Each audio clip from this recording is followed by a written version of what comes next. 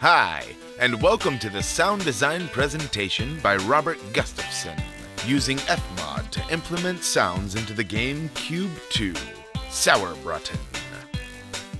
First, Robert started out creating a sound asset list to have a better idea of what needed to get done. In order to create different weapon sounds, Robert used short gameplay videos of the different weapons to be able to make intricate sound design decisions in his digital audio workstation. In this case, Nuendo. For the rifle, Robert used multi-sound modules, so his samples can get picked randomly every time the sound is triggered. He also added random pitch for every trigger of each sound. Robert started out with 3 layers: mechanical for high frequencies, body for the main sound, and punch for the low frequencies. Robert extracted the mechanical sounds from Nuendo in parts, then rebuilt it in FMOD. This gives him the advantage of randomly pitching every part and adding delay interval to get the sample to play at different times when it's triggered.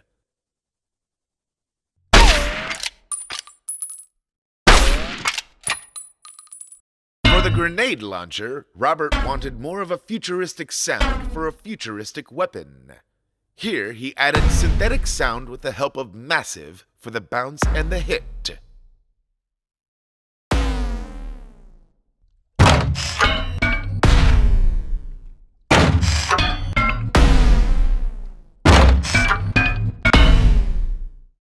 The chainsaw. Robert put the chainsaw sound within an intensity parameter so that the chainsaw can be idle while the player is not triggering the button, and active when the player does trigger it. Robert wanted the chainsaw to sound massive and worn down. The body and punch are created from an idle chainsaw loop. With the mechanical sound and idle, Robert created 2 sound events within the chainsaw event. Within the event, he created a multi-sound with different metallic clanks to give a feeling of being old and worn. Robert gave the multi-sound delay interval and a probability of 74%, so it wouldn't play constantly. When the chainsaw goes over to active mode, Robert has a sound loop of an active chainsaw. He has a mechanical layer with a scattered sound module. Inside the module, he put scraping sword sounds. He set the polyphony and the total sound to 5 to make it sound like a lot of scraping.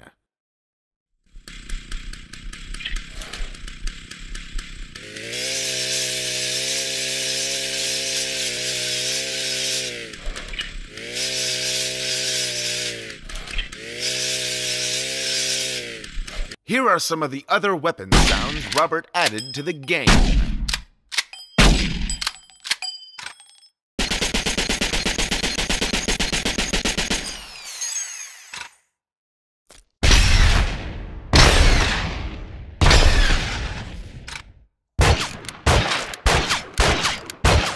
For the creature sounds, Robert recorded the greatest voice actor, yours truly.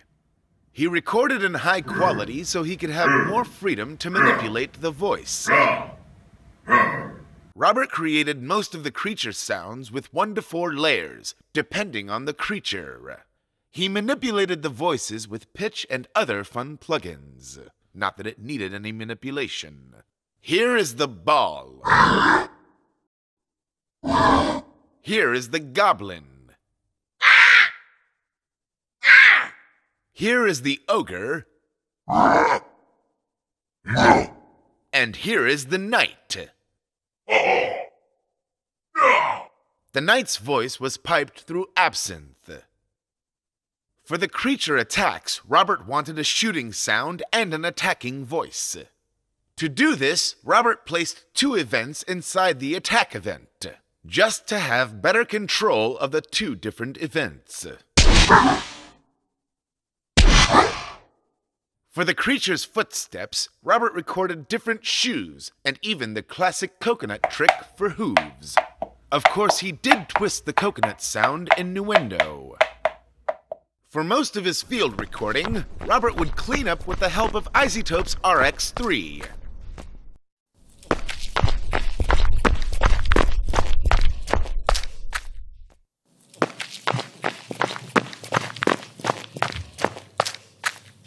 To get the knight's armor sound, Robert recorded shaking cutlery, then pitched it down 10 semitones, and voila, we have a metal suit.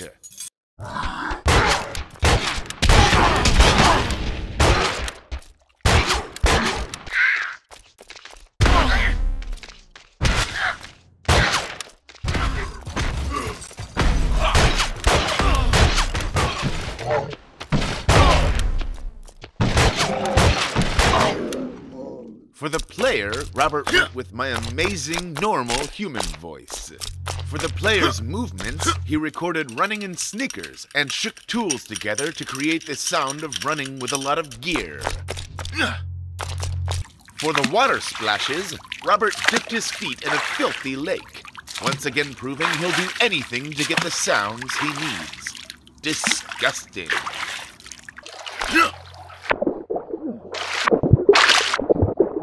Robert used sounds specific to the purpose of each game item. Quad power! Robert also placed map sound events in edit mode to create sounds in specific locations. In this example, he put sound events for water and reverb using impulse response from a silo to give the effect of sitting water in a well.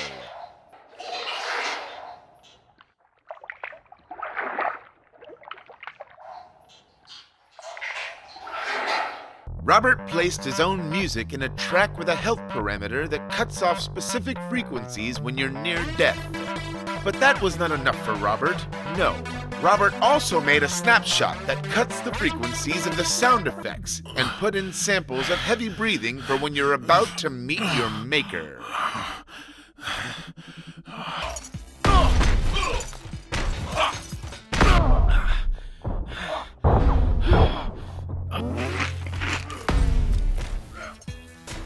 After all of this, Robert did the mixing live while he was connected to the game. He used Profiler to see that all the levels are good and no strange CPU spikes occur. Thanks for watching Robert Gustafsson's FMOD Studio demo reel. Please contact Robert if you have any questions or comments. No creatures were harmed during this production. Oh, who am I kidding? They were slaughtered.